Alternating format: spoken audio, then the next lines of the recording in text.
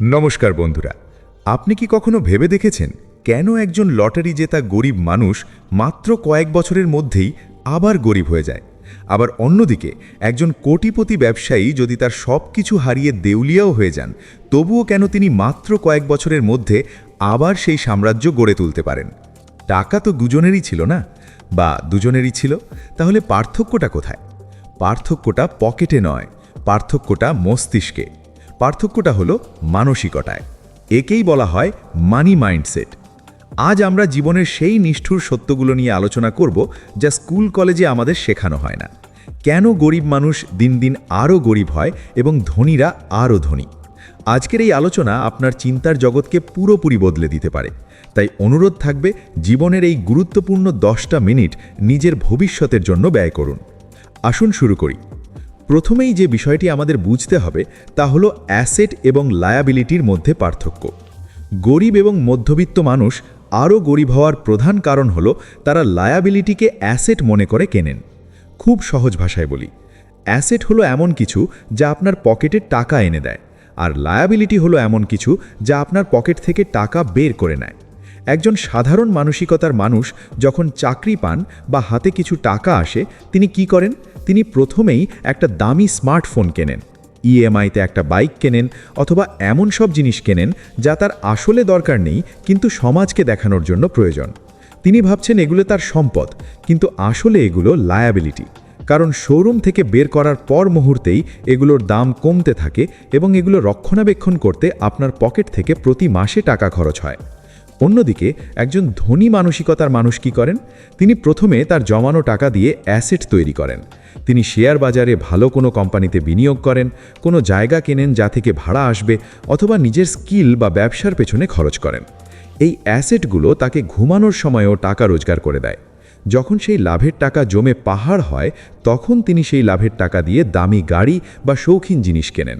অর্থাৎ গরিব মানসিকতা হলো আগে খরচ পরে সঞ্চয়, আর ধনী মানসিকতা হলো আগে বিনিয়োগ পরে খরচ। দ্বিতীয় যে পয়েন্টটি সবথেকে গুরুত্বপূর্ণ তা হলো সময়ের মূল্য বোঝা। গরিব মানসিকতার মানুষরা তাদের সময় বিক্রি করে টাকা রোজগার করেন।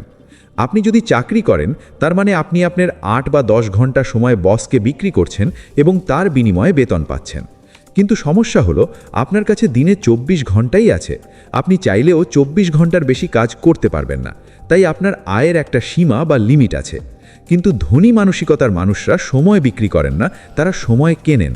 তারা জানেন যে একা বড় হওয়া সম্ভব নয়, তাই তারা এমন সিস্টেম তৈরি করেন যেখানে অন্য মানুষরা তাদের জন্য কাজ করে। তারা এমন ব্যবসা দাঁড় করান বা এমন কোথাও বিনিয়োগ করেন যেখানে তারা সশরীরে উপস্থিত না থাকলেও আয় হতে থাকে। একে বলা হয় প্যাসিভ ইনকাম। ওয়ারেন বাফেট একটা কথা বলেছিলেন, if you don't find a way to make money while you sleep, you will work until you die. অর্থাৎ যদি আপনি ঘুমের মধ্যেও টাকা রোজগারের রাস্তা বের না করতে পারেন, তবে আপনাকে আমৃত্যু কাজ করে যেতে হবে। গরিব মানসিকতার মানুষরা সারা জীবন টাকার জন্য কাজ করেন, আর ধনীরা টাকাকে তাদের জন্য খাটান। তৃতীয় বিষয়টি হলো শিক্ষার প্রতি দৃষ্টিভঙ্গি। অধিকাংশ গরিব বা মধ্যবিত্ত পরিবারে একটা ধারণা বদ্ধমূল আছে যে পড়াশোনা শেষ মানেই শেখা শেষ। ডিগ্রি পেলাম, চাকরি পেলাম, ব্যাস, আর বই পড়ার দরকার নেই, আর কিছু শেখার দরকার নেই। তারা বিনোদনের পেছনে সময় ব্যয় করেন। অফিস থেকে ফিরে টিভি দেখা, সোশ্যাল মিডিয়ায় স্ক্রোল করা বা আড্ডা দেওয়া, এটাই তাদের রুটিন। কিন্তু ধনী মানসিকতার মানুষদের কাছে শেখা কোনোদিন শেষ হয় না। বিশ্বের সবচেয়ে ধনী ব্যক্তিরা যেমন বিল গেটস বা ইলন মাস্ক আজও প্রতিদিন নিয়ম করে বই পড়েন। কেন জানেন? কারণ তারা জানেন পৃথিবী প্রতিনিয়ত পাল্টাচ্ছে। আজ যা প্রাসঙ্গিক, কালটা অচল হয়ে যেতে পারে। তারা নিজেদের আপগ্রেড করতে থাকেন। তারা নতুন টেকনোলজি শেখেন, ফাইন্যান্স বা অর্থ ব্যবস্থাপনা সম্পর্কে জ্ঞান নেন। গরিব মানুষ মনে করেন আমি সব জানি, আর ধনী মানুষ মনে করেন আমাকে আরও জানতে হবে। এই আমি সব জানি ইগোটাই মানুষকে গরিব করে রাখে। চতুর্থ পয়েন্ট হলো রিস্ক বা ঝুঁকি নেওয়ার ক্ষমতা। গরিব মানুষরা ভয়ের দ্বারা পরিচালিত হন। টাকা লোকসান হওয়ার ভয়, ব্যর্থ হওয়ার ভয়, লোকে কি বলবে সেই ভয়। এই ভয়ের কারণে তারা নিরাপদ রাস্তা খোঁজেন। তারা এমন চাকরি খোঁজেন যেখানে নিশ্চয়তা আছে কিন্তু বৃদ্ধি বা গ্রোথ কম। তারা জমানো টাকা ব্যাংকের সেভিংস অ্যাকাউন্টে ফেলে রাখেন, যেখানে মুদ্রাস্ফীতি বা ইনফ্লেশনের কারণে টাকার মান আসলে কমতে থাকে। তারা ভাবছেন তারা টাকাটা নিরাপদ রাখছেন, কিন্তু আসলে তারা প্রতি বছর গরিব হচ্ছেন। অন্যদিকে ধনী মানসিকতার মানুষ রিস্ক নিতে জানেন। তবে তারা জুয়ারি নন, তারা ক্যালকুলেটেড রিস্ক নেন। তারা জানেন রিস্ক না নিলে বড় কিছু পাওয়া সম্ভব নয়। তারা ব্যর্থতাকে ভয় পান না, বরং ব্যর্থতাকে শিক্ষার অংশ মনে করেন। একজন ধনী মানসিকতার মানুষ যদি ব্যবসায় লস করেন, তিনি বলেন আমি শিখলাম কিভাবে এটা কাজ করে না।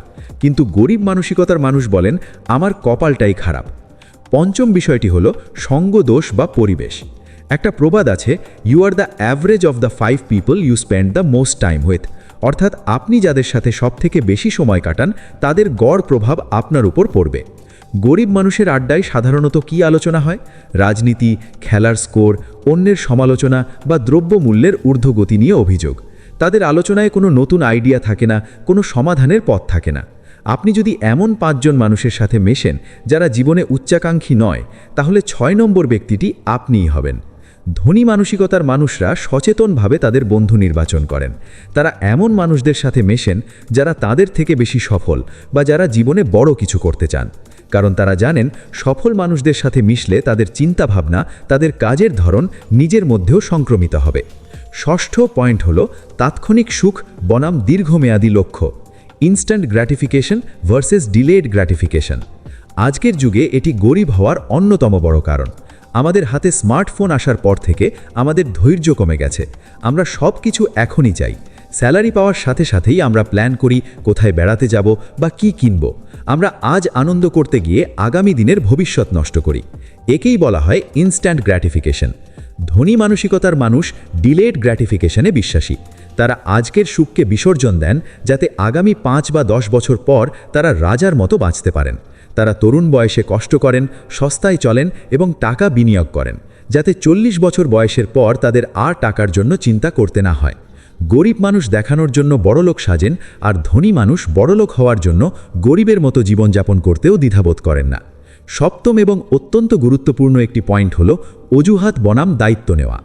গরিব মানুষরা তাদের দুরবস্থার জন্য সবসময় অন্যকে দোষারোপ করেন। আমার বাবার টাকা ছিল না, সরকার চাকরি দিচ্ছে না, দেশের অর্থনীতি খারাপ, আমার বস আমাকে দেখতে পান না। এই অভিযোগগুলো তাদের মুখে লেগেই থাকে। তারা নিজেদের ভিকটিম বা শিকার মনে করেন। আর যখন আপনি নিজেকে ভিকটিম মনে করবেন, তখন আপনি পরিস্থিতির পরিবর্তন করার ক্ষমতা হারিয়ে ফেলবেন। অন্যদিকে ধনী মানসিকতার মানুষরা নিজেদের জীবনের পূর্ণ দায়িত্ব নেন। তারা বলেন আমি যদি আজ গরিব থাকি সেটা আমার দোষ এবং আমি একমাত্র ব্যক্তি যে এই অবস্থার পরিবর্তন করতে পারি। তারা অজুহাত দেন না, তারা সমাধান খোঁজেন। তারা সমস্যাকে সমস্যা হিসেবে দেখেন না, তারা সমস্যাকে ব্যবসার সুযোগ হিসেবে দেখেন।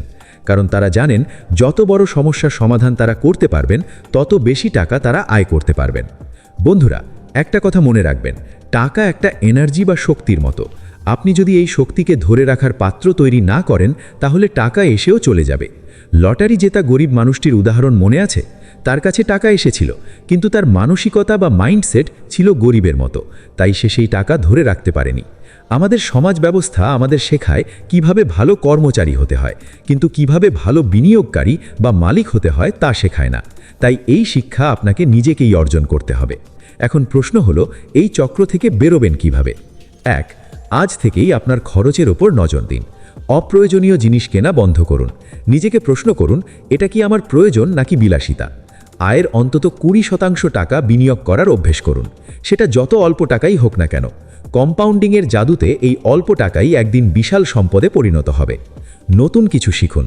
প্রতিদিন অন্তত 30 মিনিট এমন কোনো বই বা ভিডিও দেখুন যা আপনার আর্থিক জ্ঞান বা ফাইন্যান্সিয়াল লিটারেসি বাড়াবে। নেতিবাচক মানুষের সঙ্গ ত্যাগ করুন। যারা আপনাকে স্বপ্ন দেখতে ভয় দেখায় তাদের থেকে দূরে থাকুন। আয়ের একাধিক উৎস তৈরি করার চেষ্টা করুন। এক স্যালারির ওপর নির্ভর করে বসে থাকবেন না। শেষ করার আগে একটা কথা বলি, গরিব হয়ে জন্ম নেওয়াটা আপনার দোষ নয়, কিন্তু গরিব হয়ে মৃত্যুবরণ করাটা অবশ্যই আপনার দোষ। কারণ ঈশ্বর আমাদের সবাইকে অসীম ক্ষমতা দিয়ে পাঠিয়েছেন। পার্থক্য শুধু আমরা সেটা ব্যবহার করব কিনা তার ওপর। আজকের এই ভিডিওটি যদি আপনার ভাবনার জগতে সামান্য নাড়া দিয়ে থাকে, তবেই আমাদের সার্থকতা। নিজের ওপর বিশ্বাস রাখুন, মাইন্ডসেট পরিবর্তন করুন, দেখবেন পকেটের অবস্থাও পরিবর্তন হতে শুরু করেছে। ধন্যবাদ, ভালো থাকবেন এবং নিজের স্বপ্নের পথে অবিচল থাকবেন।